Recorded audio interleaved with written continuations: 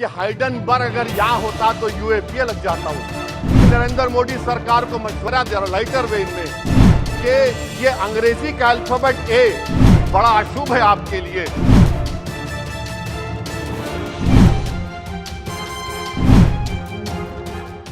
चौथा point speaker साहब, यहां पर एक बड़े सरमाएदार का जिक्र किया गया है। क्या ये बात सच नहीं कि कांग्रेस और बीजेपी ने ओलिगार्क्स को पैदा किया? आप दोनों ने मिलकर ओलिगार्क्स को पैदा किया। आज इसी वजह से 60% मुल्क की दौलत 1% जनता के पास है। आप दोनों ने बैठकर मलाई खाई और गरीब और नौजवान पिस रहा है।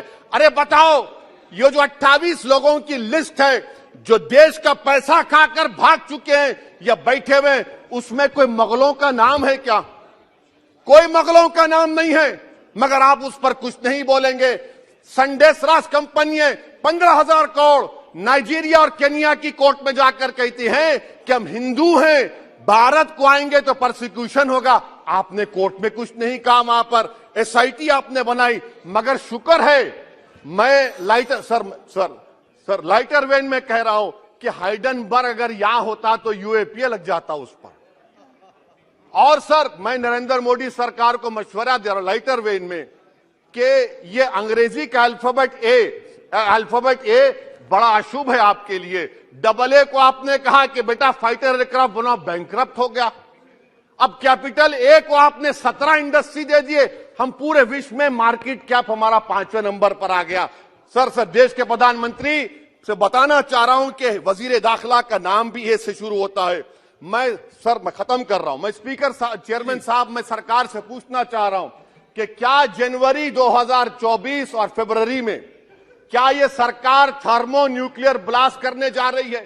क्या आपने हमारे अतराफ में देख लिया कि उसके अवाक़िब और नताइज क्या निकलने वाले हैं? चेयरमैन साहब, मैं आपको बता रहा हूं कि चीन के बारे में क्या हमको बीबीसी की रिपोर्टिंग की जरूरत पड़ेगी, जिस तरह 2002 गुजरात के बारे में कहा गया।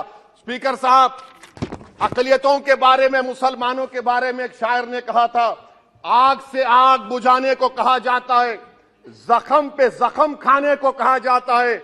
हम वफादार है बताने के लिए, हमको अपना सर कटाने के लिए कहा जाता है। सर, देश के प्रधानमंत्री पूरे फॉरेन टूर में जाते हैं, वहां पर गांधी का नाम लेते हैं।